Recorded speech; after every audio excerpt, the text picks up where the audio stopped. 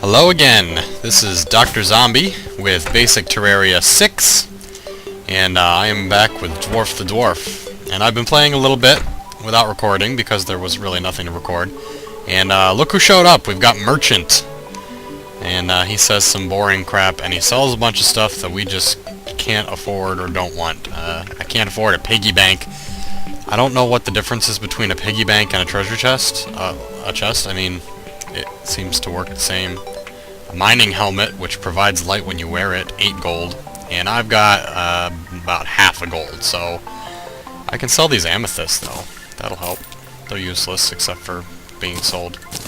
As far as I know, I don't actually have any proof of that. A lot of the stuff I have here doesn't have any value. I can sell some of the silk. I haven't built a bed yet, though, so I don't want to do that. Anyway, since I don't have enough money, it seems to me like the best thing to do would be to go out and kill monsters and get some money. Or I could keep going, digging deep, and trying to improve my weapons and armor and stuff, which I guess is probably also a good idea since I don't have any. Well, I think I've got some bars here. Let me see what I can make. By the way, I'm using FRAPS now, so I won't be able to pause and resume like I was before, which could, lead to some boring sequences in the middle. Actually, what I'll try to do is I'll try to record several videos and stitch them together using Windows Movie Maker or something like that. Alright, what do we got? Copper pickaxe, copper axe, iron broadsword, wooden hammer, wooden bow.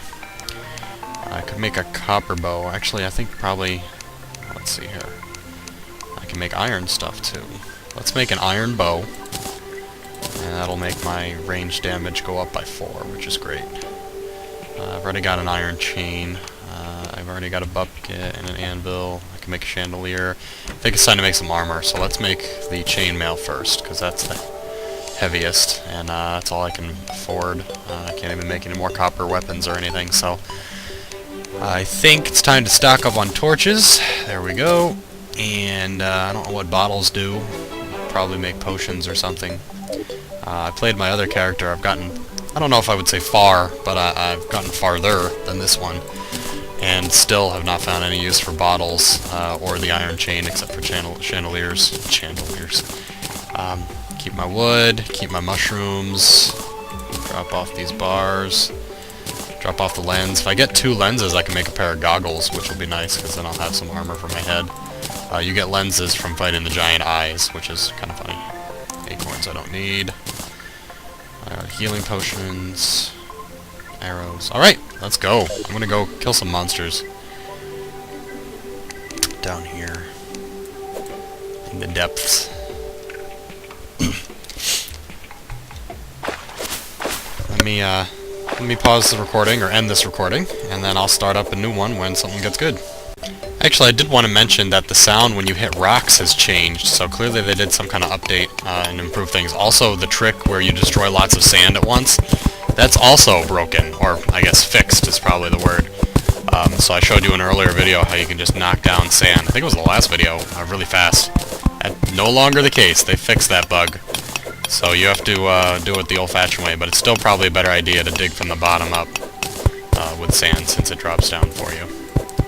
You can still do things like place torches inside walls underneath water and stuff like that, so that's still a way you can get around the problems associated with digging underneath or through a large water body when you can't see where you're going. If I do that, well, I can do this. Drop the sand down. Oh, yellow slime. That's what I'm looking for. Time to have some combat, get some money, some more gel, so I can make more torches. Oop. I'll just back him up into the wall here. There we go! A little bit of money. I only have to do that another 400 times before I am finally ready to purchase that mining helmet. One of my viewers mentioned that when you break a pot, if you use the hammer, you get better items. I've done some experimenting with this with my other game, and although I'm not sure that the items are better, I think there is definitely some kind of difference depending on what you use to break open the pot. For example, I was using a iron or a silver hammer, and I almost always got money. Like, I'd say No, I would say always. Pretty much every time I got coins. And couple silver, couple copper. So a significant amount of coins for breaking a pot. Whereas when I use the pickaxe to break it, I noticed that I was getting bombs, I was getting torches, occasionally I would get money, but it wouldn't be quite as much. So, I mean, I haven't really done the research, I haven't looked anything up in the wiki because I'm trying not to do that this game, I'm just trying to enjoy it for what it is, rather than obsess over little details in the wiki, unless I absolutely have to. But it does seem like what you break the pot with changes what you get out of it. And it might simply be that I had a string of bad luck and only got coins from pots, if you call that bad luck, or it really does matter. So what I'm going to do here is I'm going to switch to the hammer. I'm going to try to break it from a distance. See, look, copper coin, 46, silver coin, 1, so it's about 1.5 copper. I'll try breaking this one with the pick. And 2 silver coins, so already more, and then a slew of copper as well. So I don't know, it seems odd. However, it is worth noting I use a copper pickaxe versus a wooden hammer. That might also make a difference. I'll try to find out for you guys, because I know that's the kind of stuff you guys come here for, is pro tips. But, like I said, I'm kind of new to Terraria, and I'm trying not to use the wiki. I really like the exploration aspect of this game, since it's so massive, and I'm going to continue to do that. Got another worm incoming, and I've noticed that whenever the worms are touching dirt, rock, whatever, they can accelerate their speed and move in any direction, but when they hit open air, they immediately fall like normal gravity would pull them. So a tactic to fighting worms is to make sure that you're in an area where there's a lot of open air, because they won't be able to come out right underneath you, for one, but also they have more difficulty controlling their movement, and it's much more easier to predict when they're just falling from the sky. So you want to try to pull worms out into an open area, which I guess is kind of common sense. That's not really an amazing revelation, because most monsters you're going to want to fight in a nice open area. But with the worms it's especially important, because you really limited their movement to where they can touch dirt, rock, whatever else you've got. So bringing them out into the open air really cripples them. See if I can demonstrate the importance here with this giant worm. He can't even reach me unless he goes this way, which he might figure out eventually. But because of the cavern below me, there we go, he has a lot of difficulty getting the speed needed just to jump high enough to come up here and get me. So I know well in advance that he's coming and where he's coming from. Didn't help me that time, but usually it helps me stay alive. Now, I'm not sure if it's true for all creatures, but a lot of the creatures that I found in the game drop, or are supposed to drop, something special to their creature type that you can use to create new items, weapons, and stuff. We already know that the slimes here drop gel, which can be used to make torches and some other things as well. But I've heard that the skeletons, which you find much deeper on, drop something to help you make like a grappling hook. I fought a goblin invasion on one of my other characters, and one of the goblins dropped a harpoon, but I mean I killed maybe hundreds of goblins and only one of them dropped a harpoon. They did drop a bunch of spiked balls though, which I'm not sure what they're used for yet, but I assume I'll find some use for them. I haven't found anything from the worms or the zombies though. Like I said, I mentioned earlier that you can get lenses from the floating eyeballs. They drop those pretty often. Zombies, I've killed plenty of those, and the only thing I've ever gotten was coins, so I'm guessing they only drop coins. And I've never gotten anything except coins from the worms, but I haven't fought that many worms, so there could be something rare that they drop that I don't know about. But the lesson, of course, from that is, even if you've killed something once or twice and it hasn't given you anything important, just continue to kill them. If you find something that you really haven't spaded, to use a word from some games, keep killing it. You might get lucky and it'll drop something special or unique that you could really use. And you never know. I have to correct myself because I just broke this pot over here with a hammer, and it dropped a lesser healing potion, which is actually a pretty good find for one of the lower level pots here. So, maybe they do produce better quality items. Looks like I just found a gold vein here. Now, in the other character, I happened to find out that gold is not does not behave the way that it does in Minecraft. In fact, it behaves the way that it does in other games, where gold is more valuable and therefore more useful than some of the other metals.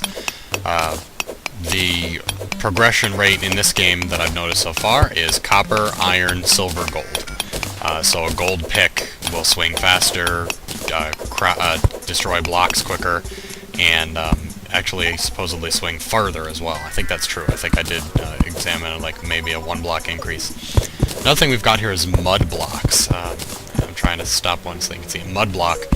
Mud blocks I haven't found any use for either, but it seems odd that there would be a block that's separate from dirt that also has no use. I mean, I understand why dirt has no use. It's just dirt. It's everywhere. You kind of have to have it. But mud blocks seem a little odd. They don't like specifically appear near moist areas or anything like that, so it's not just an indicator that there's water nearby.